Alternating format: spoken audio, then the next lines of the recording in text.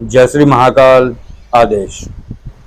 तो आज की चर्चा का विषय है कि जो आपने वीडियो देखा होगा, जो अजय जी हैं वो साधना करने गए थे शमशान काली माँ की। तो काली माँ की जो साधना करते हैं साधक, तो उनका वैदिक का कोई विधान नहीं है शमशान काली माँ का।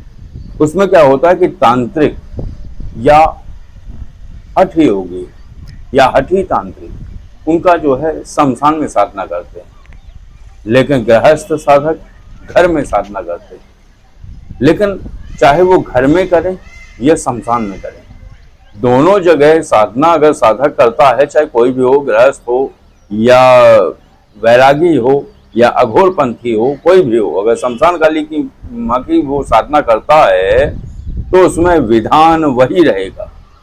बस तीक्ष्णता बढ़ जाती है स्थान के चुनाव में। अगर वो घर में कर रहा है तो तीक्ष्णता थोड़ा कम रहेगी, अगर वो शमशान में कर रहा है तीक्ष्णता अति बहुत ज्यादा रहेगी, और अगर वो निर्जन स्थान पे करता है तो तीक्ष्णता मध्यम रहेगी। तो केवल तीक्ष्णता का है ये मानक स्थान से, जो कि स्थान तय करता है। अगर साधक शमशान में साधना करेगा तो अलग तीक्ष्णता रहेगी, अगर वो निर्जन स्थान पे करेगा तो मध्यम रहेगी, और अगर वो साधक गृहस्थ है, वो घर में कर रहा है, तो तीक्ष्णता थोड़ा कम रहेगी। प्रयोग क्या है? प्रयोग सीधे साफ सुथरे हैं कि शमशान काली माँ से आप किसी भी शक्ति को रोक सकते हो। दूसरी बात, शमशान काली माँ का प्रयोग भी कर सकते हो शत्रुओं के ऊपर, लेकिन जैसा आपका प्रयोग रहेगा प्रतिफल भी वैसा ही आएगा, इसमें कोई दो राय नहीं है। लेकिन जब आप माता बगलामुखी का प्रयोग करते हो, क्योंकि आपके पास प्रक्रियाएं नहीं है, तो थोड़ा वक्त लगेगा या वक्त लग सकता है, लेकिन शमशान काली माँ के प्रयोग में कोई वक्त नहीं लगता है। दूसरी बात, ये मारक के साथ साथ तारक भी है।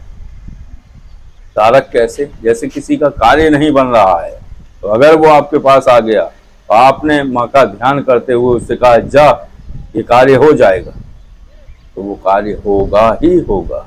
इसमें थोड़ा सा भी संदेह नहीं, किसी प्रकार का संदेह करने की आवश्यकता भी नहीं। और आखिरी बात मैं बता दूं कि इनके मंत्र का पुरस्चरण, अजय जी गए थे साधना करने, या कोई भी जा रहा हो साधना करने या कहीं भी कर रहा हो शमशान काली माँ की साधना, तो इनका जो मंत्र है, इनका कोई भी मंत्र हो, साबर छोड़ के, साबर मंत्र की बात नहीं कर रहा हूँ, जो संस्कृत या देवनागरी लिपि में जो भी मंत्र है, वो मंत्र का पुरस्चरण 11 लाख है। 11 लाख मंत्र जाप करने के बाद ही साधक पूर्ण सफलता प्राप्त करता है। और इसका यही विधान होता है कि साधक पहले अपने घर में 10 लाख जप पूर्ण करे, और 10 लाख जप जैसे ही पूर्ण हो जाए तैसे ही सानिध्य में चला जाए।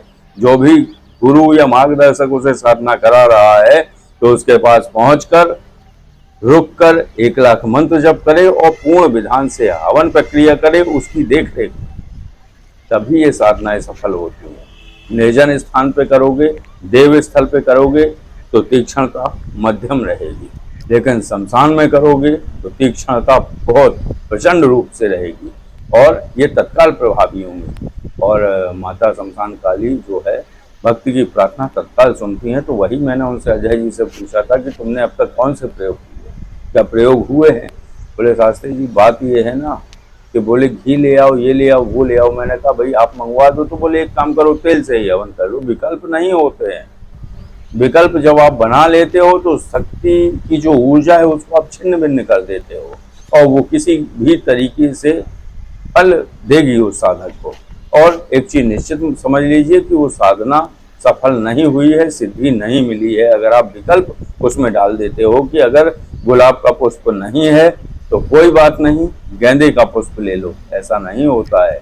जिस साधना में जिस वस्तु की आवश्यकता होती है, अगर वो वस्तु नहीं है तो वो साधना विफल ही समझिए, उसमें सिद्धि नहीं मिलने वाली है। तो ये जो है, हाँ, अब इस जो मैं बता रहा हूँ कि गृहस्थ करे, चाहे तांत्रिक करे और चाहे कोई भी करे, अगर ये साधना करता है तो विधान लगभग में एक ही रहेगा, सामग्री लगभग में एक ही रहेगी। चाहे आप घर में करो, देवालय में करो, या आप शमशान में करो या निर्जन स्थान में करो, सामग्री एक ही रहेगी। अब आपको तय करना है कि आपको कहाँ करना है, कैसे करनी है ये साधना। अगर हठी साधक है और तांत्रिक तरीके से वो साधना कर रहा है तो मद्य अर्थात शराब, मत्स्य अर्थात मछली और मांस, इन सभी का सेवन करने के बाद जो है शमशान में वो इस अनुष्ठान को पूर्ण करेगा। ये अनुष्ठान की तरीके की है ये साधना। तो पहले 10-11 लाख वो जाप कर लेगा, इसके बाद 1 लाख जप सानिध्य में करेगा, 3 दिन में संपन्न करेगा।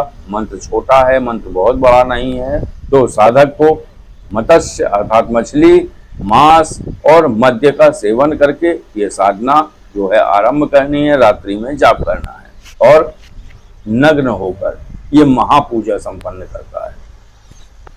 तो अगर वो शमशान में करता है तो मछली और मांस और मद्य अर्थात शराब का सेवन करके पूर्ण तरीके से दिगंबर होकर इस महापूजा को आरंभ करता है और आरंभ करने के बाद रात्रि अंत तक इसे संपन्न करता है। ये प्रक्रिया 3 दिन होती है। तीसरे दिन अमावस्या होती है, तब महा आहुति होती है, महाहुति बोलते हैं उसको।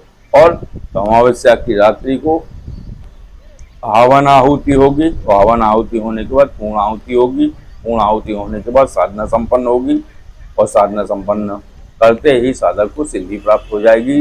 बस सीधी बात है। कोई कहते हैं कि माता काली के दर्शन हो जाएंगे, ये होगा वो होगा, ऐसा कुछ नहीं होता है। लेकिन होगा क्या कि अगर कोई व्यक्ति आपके सामने आ जाए तो किसी भी रोग से पीड़ित है, किसी भी तंत्र से पीड़ित है, किसी भी समस्या से पीड़ित है, अगर वो धन से भी परेशान है, अगर वो आपके सामने आ जाता है और आप कहते हो जाओ बालक चिंता छोड़ो, तेरा काम बनना शुरू हो जाएंगे, तो आप निश्चित मान लीजिए कि ज़्यादा वक्त नहीं लगेगा, उसके कार्य बनना शुरू हो जाएंगे। तो ये है शमशान काली माँ की साधना करने के लाभ और फल। ऐसा नहीं है कि प्रयोग नहीं होते हैं, चाहे बस नाम बोल दिया फला शक्ति की साधना आओ वो कर जाओ, नाम बोलने से कुछ नहीं होगा, आप करा भी दोगे। लेकिन अगर आप उनके जो है प्रयोग नहीं समझा पाते हो, प्रयोग नहीं करा पाते हो, तो कोई लाभ नहीं है, क्योंकि आपने कॉपी पेस्ट मंत्र दिए हैं उनको। ये मंत्र तो वो कहीं भी खोज लेंगे, कहीं योगेश्वर पद्धति के उठा लिए, कहीं कहीं के उठा लिए, कहीं रियल इंटरनल पावर के उठा लिए, कहीं किसी पुस्तक के उठा लिए। ऐसे उठा उठा के आप साधना कराओगे तो आप प्रयोग कैसे करा पाओगे, क्योंकि नकल ज़्यादा दिन तक नहीं चलती है। तो बस आज की चर्चा इतनी ही थी। अगर आप किसी पारलौकिक विषय पर कोई जानकारी चाहते हैं तो कॉलिंग कोड ऐप के माध्यम से आप जानकारी ले सकते हैं। और अगर आप किसी साधारण विषय पर कोई जानकारी चाहते हैं, कोई चर्चा करना चाहते हैं, कोई बात पूछना चाहते हैं, तो आप ये जो नंबर है इस पर आप कॉल करके जानकारी ले सकते हैं। तो आज की चर्चा को विराम देते हैं। आदेश। जय श्री महाकाल।